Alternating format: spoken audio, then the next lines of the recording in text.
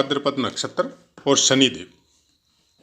जय माता की मित्रों, आज चर्चा करते हैं पूर्वा भाद्रपद नक्षत्र में अगर शनिदेव विराजमान हो तो किस तरह के फल प्राप्त हो सकते हैं। प्रथम चरण सर्विस वगैरह में और उम्र के हिसाब से बहुत अच्छे धन की प्राप्ति होती है और यशस्वी जीवन होता है ऐसे इंसानों का। दूसरा चरण व्यवहारिक बुद्धि बनाता है और सफलता भी मिलती है। तीसरा चरण अपने व्यवहार में बहुत कुशल होता है। चतुर्थ चरण शनि जातक को उच्च पदस्थ होने की संभावना दर्शाता है।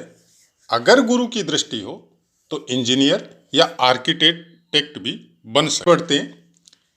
पूर्वा भाद्रपद नक्षत्र में शनिदेव हो और उसके ऊपर बाकी ग्रहों की दृष्टि, सूर्य की दृष्टि, वायु बहुत सुंदर होने के संकेत मिलते हैं। चंद्रदेव की दृष्टि, चरित्र का बहुत अच्छा होता है ऐसा इंसान। मंगल देव की दृष्टि, फॉरेन में वास या विदेश में सेटलमेंट हो सकता है। बुध देव की दृष्टि, धनी होता है और शासन में भी उच्च पद प्राप्त हो सकता है। गुरुदेव की दृष्टि, शुभ फल मिलते हैं और शरीर से या एंटीबॉडी जो बॉडी में होती है वो बहुत अच्छी होती है और सत्ता पक्ष में या नेता वगैरह में, राजनीति में बहुत सफल होता है। शुक्र देव की दृष्टि, प्रायकर सामान्य फल प्राप्त होते हैं। ये थे पूर्वा भाद्रपद नक्षत्र में शनिदेव और उसके ऊपर बाकी ग्रहों की दृष्टियां। जैसा पुस्तक में लिखा है वैसा का वैसा आपको प्रोवाइड करवाया गया है, क्योंकि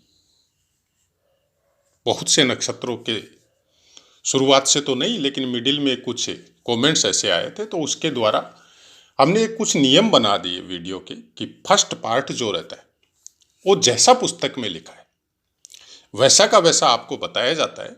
लेकिन हाँ, कुछ हमारा अपना एक रेस्ट्रिक्शन है अपनी वाणी के ऊपर या अपनी बुद्धि के ऊपर कि भाषा कम से कम क्लिष्ट नहीं होनी चाहिए, आपको सुनने में थोड़ा समझ में आए और शब्द कुछ ऐसे ही हो जिससे आप भ्रमित नहीं हो, आपका दिमाग में कोई अनर्गल कोई विचार नहीं आए, उसका जरूर हम ख्याल रखते हैं। और दूसरा पार्ट जो होता है, क्योंकि एक पुस्तक में या एक पुस्तक के द्वारा ज्योतिष को सीखना बहुत असंभव है। विभिन्न तरह की पुस्तकें हैं और बहुत से अच्छे विद्वानों की वर्तमान समय में भी पुस्तकें हैं, तो उनका जब आप ज्ञान प्राप्त करते हैं तो किसी पुस्तक में कुछ अलग लिखा होता है और किसी में कुछ अलग लिखा होता है। और अभ्यास के द्वारा आपको क्या प्राप्त होता है, आप गुरुओं के सानिध्य में बैठते हैं या ज्योतिष से संबंधित जो विद्वान होते हैं उनके साथ चर्चा परिचर्चा करते हैं तो आपको क्या प्राप्त होता है, वो पार्ट हमारा अभी जो शुरू होता है वीडियो का वो सेकंड पार्ट रहता है। तो चलिए आगे बढ़ते हैं, हम लोग इसी विषय को आगे बढ़ाते।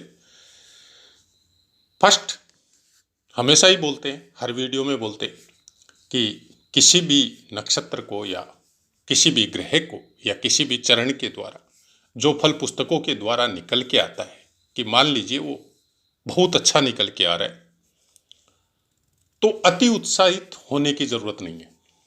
और कुछ खराब निकल के आ रहा है, कुछ खराब लिखा गया पुस्तक में, तो अपने आप को प्रोत्साहित करने की जरूरत है, न कि निरुत्साहित करने की जरूरत है। मतलब नेगेटिव थिंकिंग लाने की जरूरत नहीं है। वहां पे आप अपने आप को यह समझिए कि एक ग्रह और एक नक्षत्र आपकी कुंडली का संपूर्ण फलादेश नहीं होता। कोई भी मनुष्य का जीवन जब प्राप्त होता है प्रारब्ध के भोगों के द्वारा, जो कई जन्मों से हम लोग करते आ रहे हैं, ज्योतिष की धारणा वही है और ज्योतिष शास्त्र रचा गया उसी वजह से है कि हम लोग अनेक जन्मों से जो भी पाप और पुण्य फल जो करते हुए आ रहे हैं उसका कुछ अंश वर्तमान जीवन में हम लोगों को मिलता है, संपूर्ण नहीं मिलता है। संपूर्ण प्राप्त करना आपको, तो आपको अपने कर्मों के ऊपर विशेष ध्यान देना पड़ेगा। किस तरह की आपकी दिनचर्या है, किस तरह का जीवन है और किस तरह के कर्म कर रहे हैं। बोलते हैं ना कि जो ईश्वर के भक्त होते हैं वर्तमान में बहुत अच्छे कर्म कर रहे हैं, नाम जप कर रहे हैं, ईश्वर का नाम ले रहे हैं, दान दक्षिणा कर रहे हैं, लोगों का भला कर रहे हैं, जबकि आपको प्रारब्ध के द्वारा इतना अच्छा कर्म करने के लिए बहुत ज्यादा मात्रा में प्रारब्ध से नहीं मिला है। लेकिन आपने अपने कर्म इतने ज्यादा कर लिए कि प्रारब्ध भी मजबूर हो गया कि पिछले कुछ कर्मों को जो कि गलत थे उसने सोचा कि जब इंसान इतना अच्छे कर्म कर रहा है तो हम इसको पिछले कुछ जन्मों के जो बाकी है उसको भी यहाँ पे काट देते हैं, इसको तकलीफ देके इसको खत्म कर देते हैं, जिससे इसका जीवन निष्कलंक हो जाए। तो वैसा ही कुछ होता है इंसान के साथ कि प्रारब्ध के भोग मनुष्य और जानवर सब भोगते हैं। मनुष्य के अंदर ये पावर है कि वर्तमान में आप अपने कर्मों को इतना अच्छा बना सकते हैं, अपने चरित्र को हो, अपनी दिनचर्या को हो, अपने सोचने के तरीके को हो, उसको कुछ इस तरह से बढ़ा सकते हैं कि प्रारब्ध के वो जो कर्म है जिसके द्वारा आपको तकलीफ मिलने वाली है, वो तकलीफ कब आती है कब निकल जाती है पता ही नहीं चलता। प्रारब्ध के भोगों में ये नहीं लिखा होता कि आप भगवत प्राप्ति कर सकते हैं। प्रारब्ध के भोगों में ये भी नहीं लिखा होता कि आप सिद्धि प्राप्त कर सकते हैं।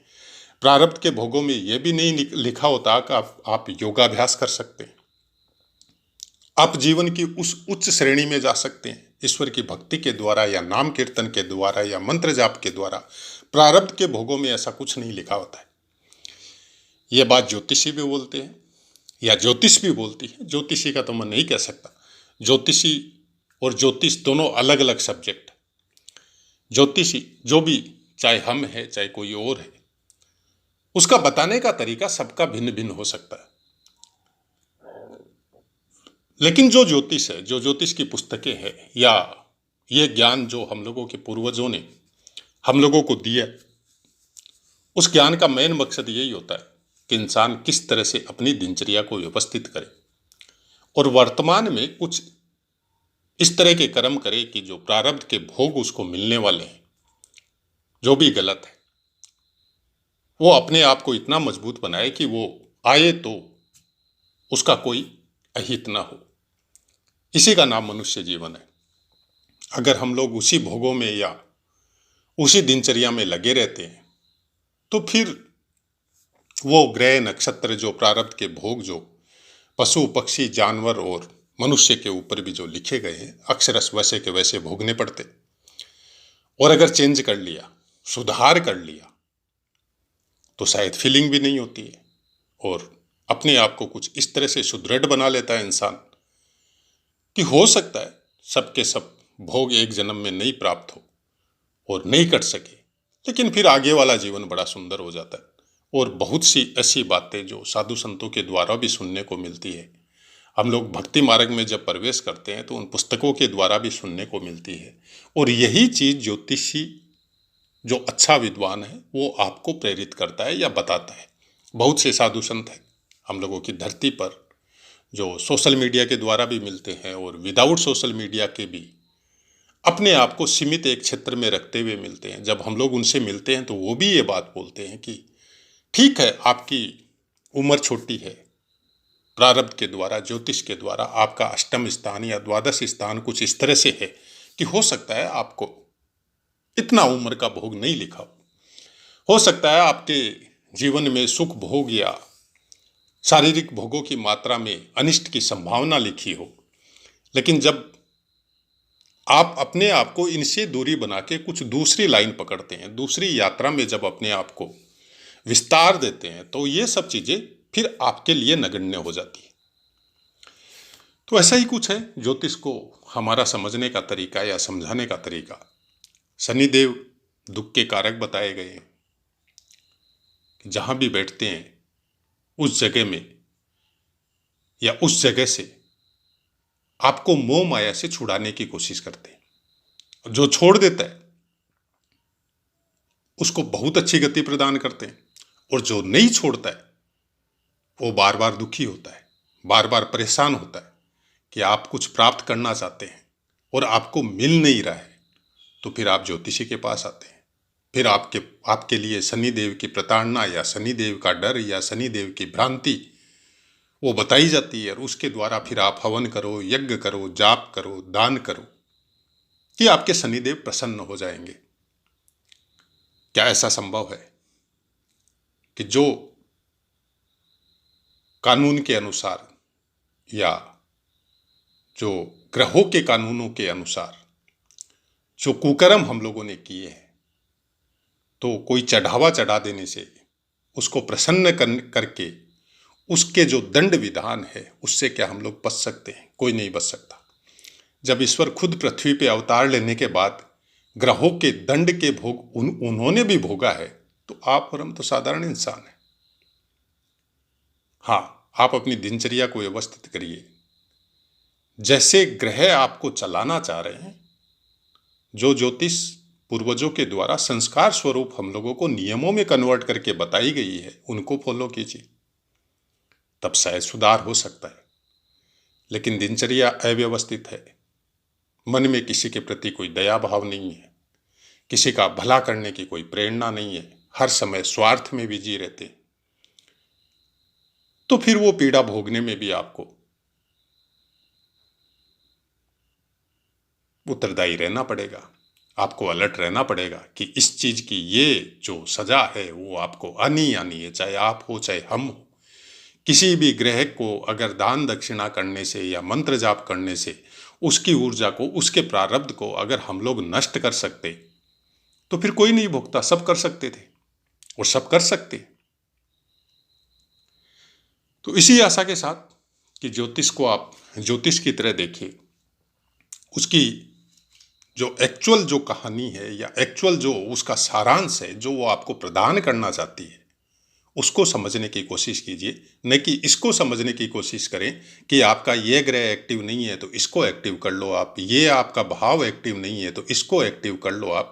इन भ्रांतियों में पड़ने की हमारे अनुसार तो कोई ज़रूरत नहीं है। हाँ, अगर आप पढ़ना चाहते हैं तो हमारी तरफ से कोई मना भी नहीं है, क्योंकि हमारे पास ऐसी कोई चाबी या